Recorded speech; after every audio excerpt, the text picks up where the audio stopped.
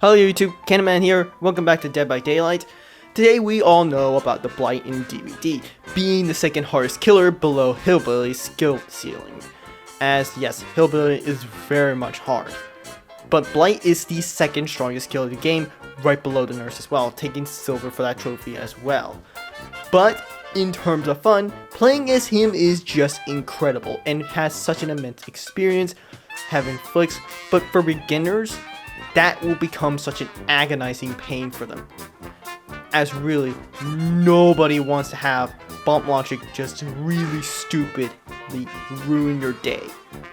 And that's why I'm here to give you tips today on how to improve your game, and what specific add-ons you should use as beginners for Blight.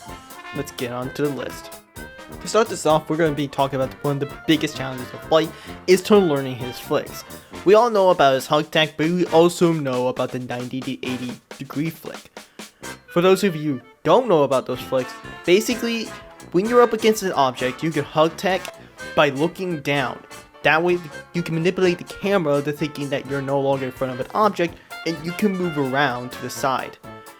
And this will become very helpful as you can run and sprint through that side and you can pull a 90 or an 80 degree angle.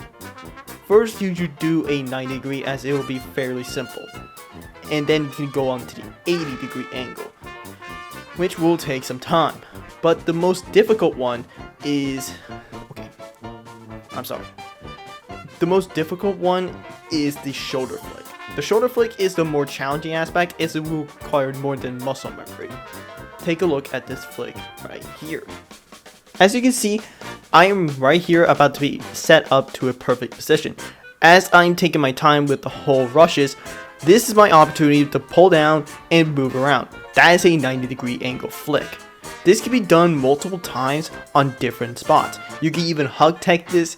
This is such a common technique. But there are other techniques that will be as useful as the 90 degree, but are far more situational. Knowing your situation, you should use these flicks to when it is necessary and what extent. But, as I said, there is a couple other flicks, such as the J flick and the Z flick. And the shoulder flick, which I'm about to get up to next.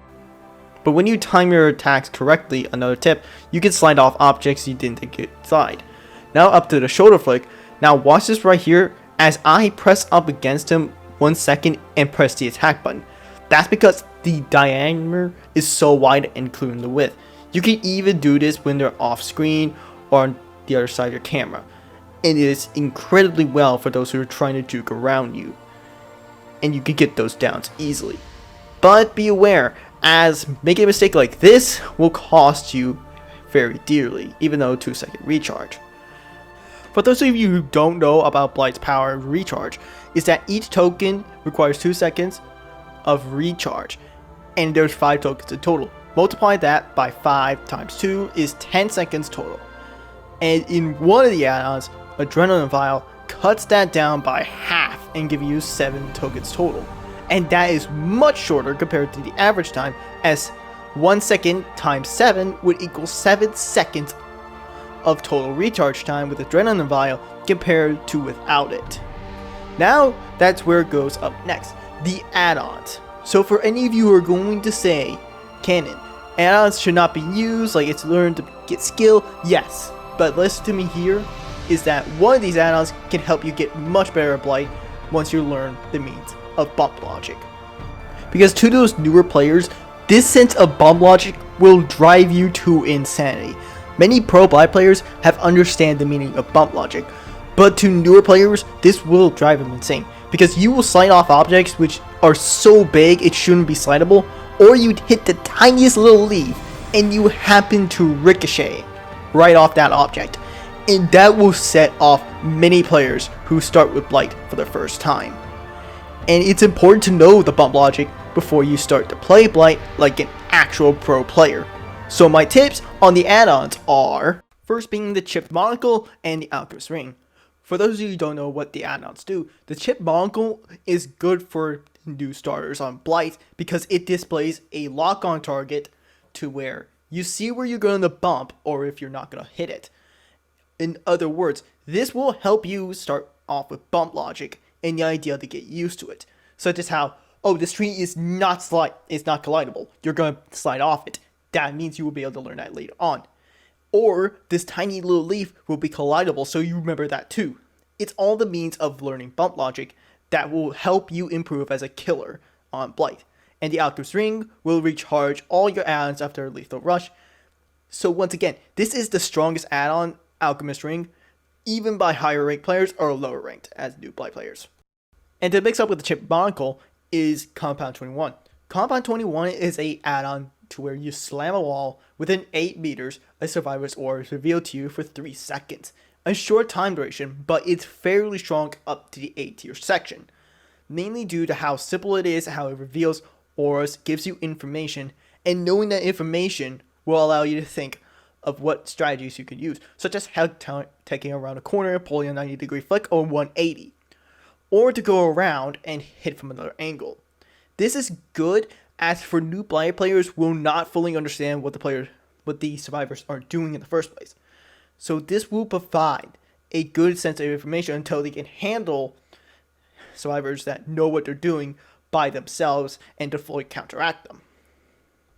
There are also other add-ons for new Blight players to use with the combination of the Chipped Monocle, that being Fox Glove and the Canker Thorn for reduction on the recovery time to get faster on Blight. There's also Umbra Salt and Blight Bile, only used for console players, and there's the Blight Rat and the Blight Crow, but these two, each time you collide, you get faster. Blight Crow does 6%, and Blight Rat does 4%, so it will take a little bit of skill to understand them. But 2 add-ons I would recommend to avoid at all times are the Adrenaline Vial and Eerie Tag. There is a good reason. Eerie Tag is whenever you're on your last rush, you get an insta down. But you have to get that timing right, or practice for a while, until you can get that timing right. And Adrenaline Vial will reduce your turn rate, as it's powerful, but it has that significant downside. It'll make your gameplay with Blight far much worse. With Adrenaline Vial and Eerie Tag, it's the definition of learn how to do this, learn how to do that, get some skill out of this before you know how to actually use it, and actually just go into games thinking you could be fine with doing this. As a reduction in the turn rate will, yes, once again, make your gameplay feel super miserable and you would just not enjoy it. But another thing I would recommend too is to be patient with your rushes, even as a new Blight player without any add-ons. You have 5 add-ons, so you can constantly move around, reposition yourself, in however you wish to please. This will be a very powerful idea. Just be patient, as once you get that opportunity, you get that hit, and you can get yourself a down later on. Once again, 2-second recharge on each token. So even if you're out on all 5, you still have only 10 seconds of recharge left to go for a rush again.